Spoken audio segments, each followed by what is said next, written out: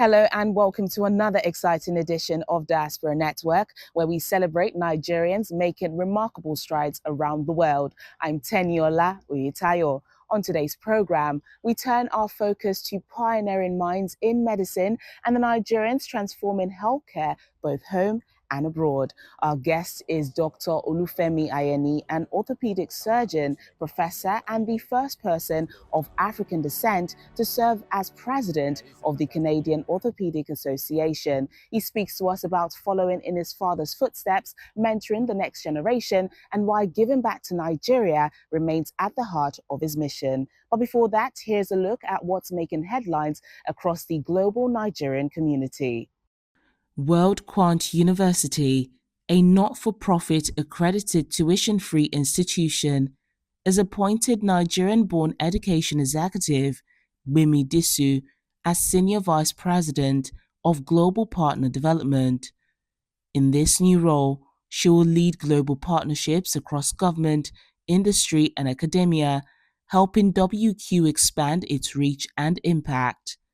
With nearly 20 years of experience in higher education, finance, and energy across 4 continents, Bimi Dusu brings a strong background in international strategy, digital transformation, and student engagement. Nigerian physician Dr. Toluwalashe Awoyemi has received the Dell Able Award at Northwestern University's Internal Medicine Residency graduation in Chicago. The honor is given annually to a senior resident for excellence in mentorship, research, clinical care, and community service. Dr. Awoyemi was recognized for his cardiology research on women's heart health and his service to underserved communities. A top graduate of the University of Ibadan and Rhodes Scholar, he earned a PhD from Oxford focused on preeclampsia biomarkers. And the University of Edinburgh has named Nigerian EdTech innovator Amid Kayode Alabi the winner of its 2025 Being Edinburgh Alumni Award. Chosen by students, staff, and alumni, the award celebrates graduates who embodied the university's values. Raised in Makuku, one of Africa's largest floating slums in Lagos, Alabi overcame hardship and began teaching at the age of 15. In 2017, he founded the Kayode Alabi Leadership and Career Initiative, which has trained over 10,000 youths across 14 Nigerian states in leadership and career skills. And that's your Diaspora Network News Wrap from London. And now to our theme for the week. For years, Nigeria has grappled with medical tourism, with many citizens traveling abroad for specialized treatment. We highlight some Nigerians from the diaspora aiming to bridge that gap by offering world-class care locally. Nigeria is one of the biggest exporters of healthcare professionals, with thousands of Nigerian trained doctors working across the world. Driven by economic and systemic challenges, this migration has worsened brain drain and left the country with a shortage of healthcare workers. Yet, while many Nigerian doctors thrive abroad, a growing number are giving back, not always by returning home, but by investing, sharing expertise, and driving healthcare innovation in Nigeria. One such example is Dr. Julius Oni, an orthopedic surgeon with a celebrated 25-year career in the United States. After serving at Johns Hopkins Hospital, he returned to Nigeria in 2024 and launched Doc Medical Care with a goal of transforming musculoskeletal care in the country. We want to, also move back to Nigeria. We want to also serve in Nigeria. We want to also improve the quality of services that's been given in Nigeria based on our expertise. And so what just confirmed to me was that we are not alone. I'm not alone. I'm not the only one with the fire burning in his heart for Nigeria. There's so many of us. I mean, just think about it. It's estimated that there are just as many doctors of Nigerian origins practicing outside of Nigeria as within Nigeria. So definitely there's at least 10,000 doctors that were trained in Nigeria that are now practicing elsewhere, outside of Nigeria. But when you just think about second generation, third generation Nigerians in different places, people of Nigerian origins practicing in medicine all throughout the world, they number over 30,000 people. So a big part of solving some of our great healthcare challenges in this country has to involve those people. And it doesn't mean that they know way more than the folks on ground. They don't have to be paternalistic about their expertise. No, it's going to take those diasporan doctors and healthcare professionals working closely with the local doctors and healthcare professionals in collaboration, in togetherness. If those two groups can find ways to work together, which is what we're trying to do at Doc Medical Center, I think we can transform the healthcare landscape in Nigeria. Similarly, Dr. Femi Adewara, after 15 years with the UK's National Health Service, returns to launch Mobi Health International, a telehealth startup that connects diaspora and local doctors through secure electronic medical records and video consultations. Dr. Ola Brown qualified as a doctor in the UK at the age of 21.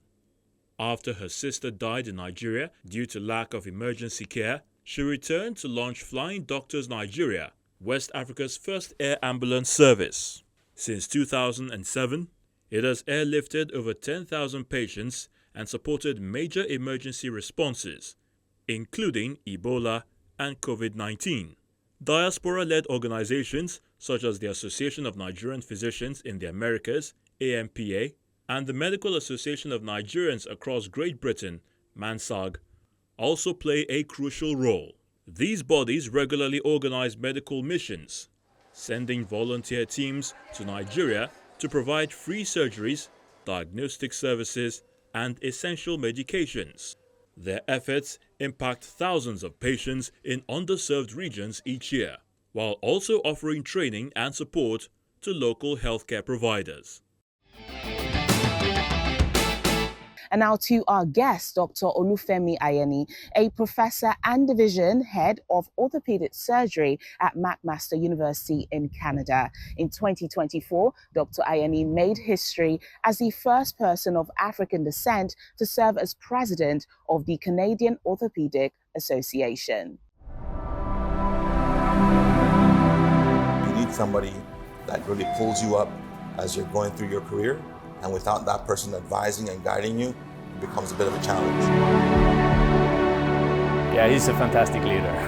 When Dr. Olufemi Ayeni stepped into the role of 79th President of the Canadian Orthopedic Association, it wasn't just a personal achievement, it was a tribute to his parents and an opportunity to make space for others. My tribute was to them, to be honest. I mean, I think some people talk about me being the person who was a president, but I think it's more of a journey of all of us from, Nigeria, where they moved to Canada in the 70s, they schooled, they went back, and I really gave them a true tribute and credit for that. And my experience was tremendous. I mean, I think as the first person of African descent, I certainly was aware of the history and the moment, and I was very proud to open that door and, almost in a sense, recognizing you have to send the elevator back down. So just because I attained that doesn't mean I should be the last, the only. I'm hoping to really instill the confidence in others that, they can achieve this. And Nigerians who are currently back home, those who are in the diaspora as well, to recognize that this is achievable. And that's why the whole mentorship concept really became more important to me. As an experience, it was very intriguing because now I wasn't representing my province or my state or my city. I was really trying to represent the entire country. And Canada is a vast country with different jurisdictions, different problems. So I had to almost have a bird's eye view of what was happening in the country, and then trying to represent over 2,000 colleagues to the government, to the media, to speak on the behalf of so many diverse interests was a great learning point for me. So I found it interesting. I found it challenging. I found it in a positive way, very, very good for my growth and development. But importantly, I learned, how to represent so many interests in the country and how to try and solve complex problems of access, of, development, of patient care, of so many things where you have, shortages, but you have to do the job to an excellent level. So many concepts I really, learned from and really understood the board training. Born in Canada and raised for much of his childhood in Ilorin, Nigeria, Dr. Ayeni's life has been shaped by both continents. The move back to Canada in the late 1980s was a cultural jolt. I was born in Canada. I left when I was 3.5, almost 4, and I moved to Nigeria, Ilorin specifically. And I grew up there for those formative 8+ years. And the experience really was at that point one whereby I saw the drive of education being so important. Two, I learned that as a young boy watching, I believe it was the under 17 or World Cup champions, as these Nigerian boys running around in the 80s, and I think, wow, these kids can actually top the world in something. And so I kind of felt like, that really opened my eyes that, Nigerians have this potential to be worldly and to succeed. And naturally, I got to really see my extended family beyond what I would have experienced. So, armed with that knowledge that professional endeavors and academics were important, and sort of being the top of your field was an attainable vision for myself. We then moved back to Canada when in the 80s, 87 specifically, the country was having some economic difficulties. But that was a big transition because at that point, I was also formed. I had friends in Nigeria, and all of a sudden, I went from a class where I was one of many to the only Nigerian, in fact, the only Black family in the town of about 15,000. And the weather was completely different, naturally, from plus 30 Celsius to minus 50, minus 60, so major transitions. And also, the town I grew up in eventually was 50% French, which is Canada's second language. So having to adapt to the language, to the culture, to the cuisine, the demographics, that really helped me develop grit and toughness. I think that helped me later on. Today, Dr. Ayeni is professor and division head of orthopedic surgery at McMaster University. He's also medical director for professional teams like the Hamilton Tiger Cats and Forge FC. For me, other moments of pride was when I took over as the chairman or academic head of the Department of Orthopedics at McMaster University, which is a reputable and top orthopedic department in Canada. So it was a very pivotal point for me, and of course becoming a full professor, which is hard to attain, but with diligence, hard work, and perseverance, it was a feather in my cap. Working with elite professionals, first as a fellow, which is after I finished my training. I did 1 year in New York, and I was the associate team doctor for the New Jersey Nets, now the Brooklyn Nets in the NBA. And then when I came to Canada, I took on their professional football clubs, both North American football and in European football. And working professional athletes really made me value and understand the value, rather, of communication. These people have to perform at the highest of levels. And for them to listen to your medical advice, there has to be trust. And that trust is grounded in communication.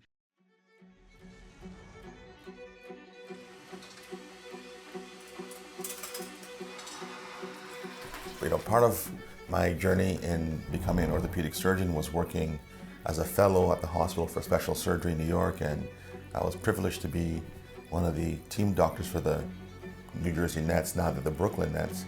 And I got to work with Vince Carter, who was appreciative of some of the work we did as the medical staff. He gave me a nice jersey. Same thing with Devin Harris, who at that time was an all-star with the team. And a lot of great memorabilia just from looking after athletes at the highest of levels. And when I look across here to this picture, this is me as a young team physician in 2009, and just all the footage of all the game coverage. And Yimeng was a great basketball player from China who had a good run, Yi Yanlian, and he played for a couple of years in the NBA as well, and we became friends as well as colleagues during my time there. And I'm very proud of this one in particular because this is my first book that I wrote as a leading editor, which is really how to diagnose and manage femorotabular impingement, which is a condition that affects the young adult's hip. So, taking that book from concept all the way to first chapters, to the proofing stages, to writing that book was really an honor, and working with these great co-editors was great, and to see my name in front of that textbook was really fantastic. So just illustrating the journey from the student who's learning how to look after professional athletes to becoming the professor who then writes a book, and then all of that in between was just part of the journey to becoming who I am today.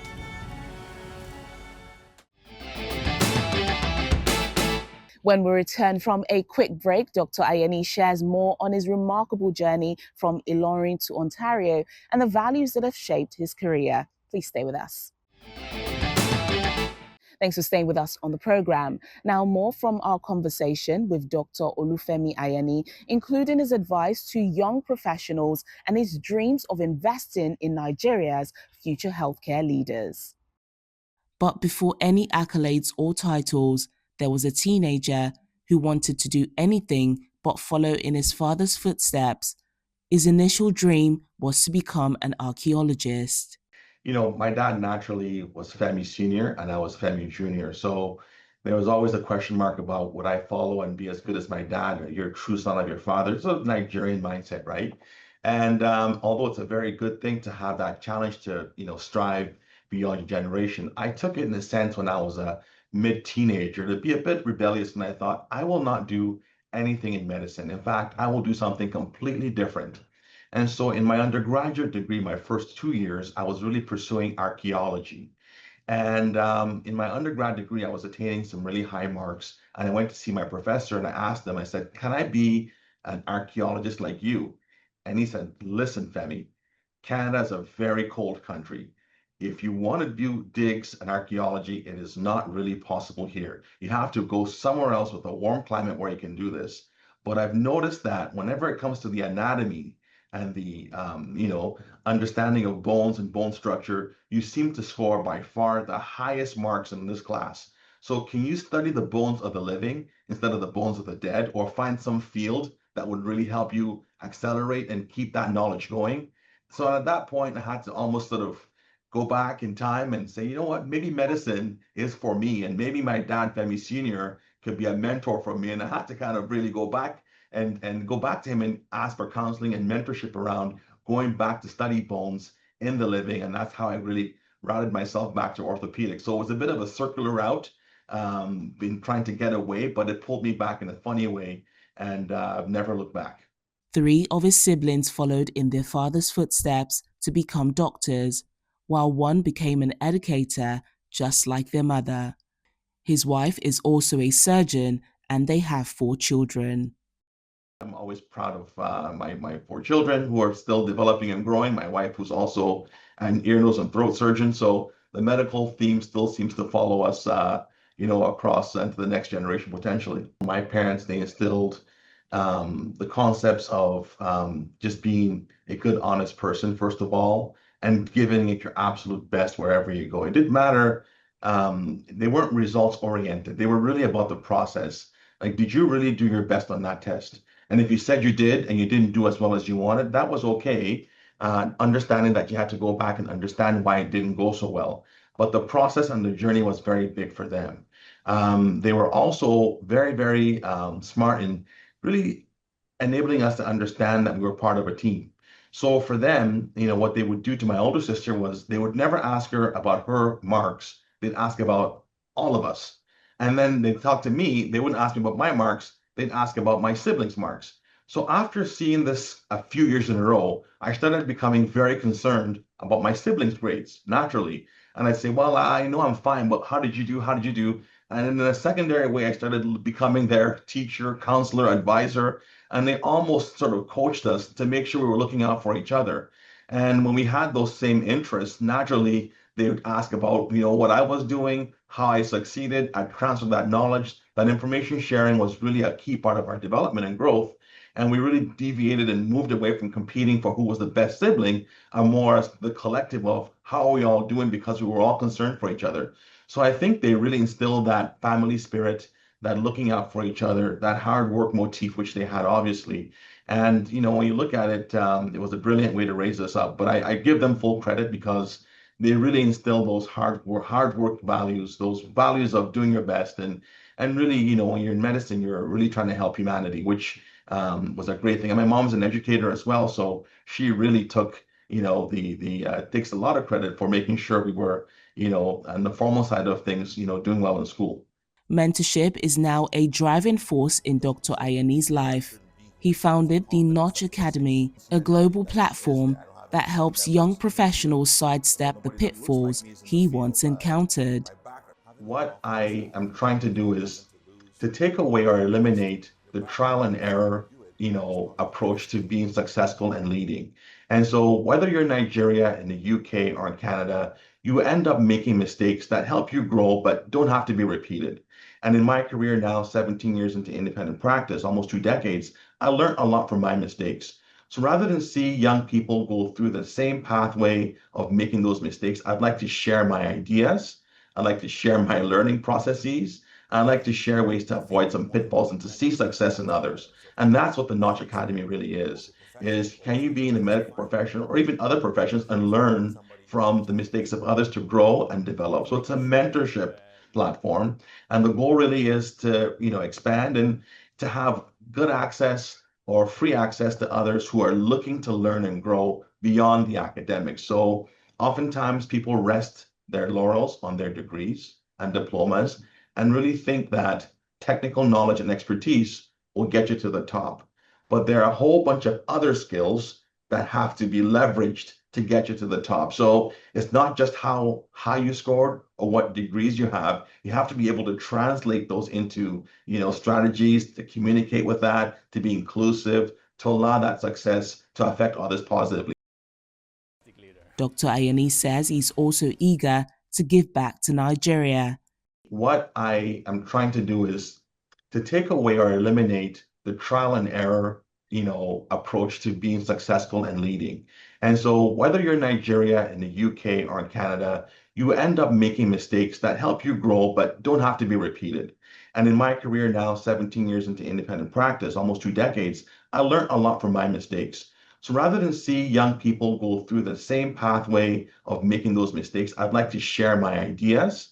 I'd like to share my learning processes. I'd like to share ways to avoid some pitfalls and to see success in others. And that's what the Notch Academy really is can you be in the medical profession or even other professions and learn from the mistakes of others to grow and develop. So it's a mentorship platform.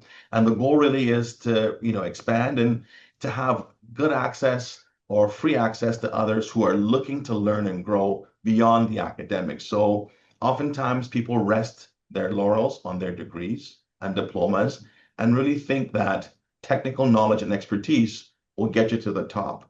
But there are a whole bunch of other skills that have to be leveraged to get you to the top. So it's not just how high you scored or what degrees you have. You have to be able to translate those into, strategies to communicate with that, to be inclusive, to allow that success to affect others positively. He urges others adapting to a new environment to have confidence in their skills and emphasizes the importance of preparation. Yeah, I know. I look forward to at this level now that I'm in, I have the opportunity to hopefully, steal some time back to myself and really explore Nigeria. And I understand that, there's a movement by some to just, recognize opportunities elsewhere in other jurisdictions. And there's a counter movement too of some people going back and trying to invest in the country and see opportunities. So there's sort of two parallel developments. And I'd like to be a part of that growth of seeing young Nigerian, talented individuals develop and make an impact across the globe. And I'd like to see as well the health systems in Nigeria really, start to grow and, use inputs from the diaspora to improve local offerings. So I think that, I've sort of come almost full circle in the sense that I've done the high intensive work in Canada, and I just see myself really becoming more engaged in looking at how I could really return back to the countries where that pivotal decade or so really helped shape me. I feel like the next decade now is a time I can kind of circle back and give back and hopefully put a few inputs that can help shape it in a positive way.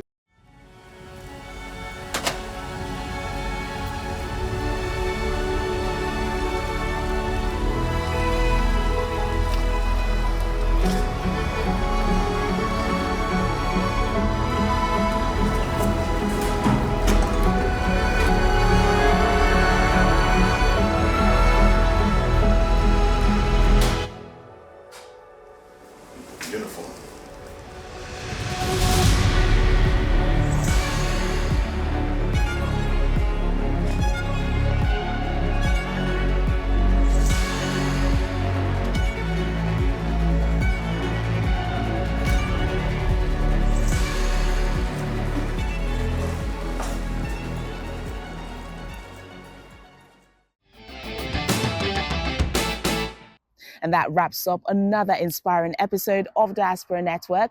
To watch more episodes celebrating Nigerians in the diaspora, visit our website, channelstv.com, or our YouTube channel. Until next time, I'm Teniola Oyetayo. Thank you for watching.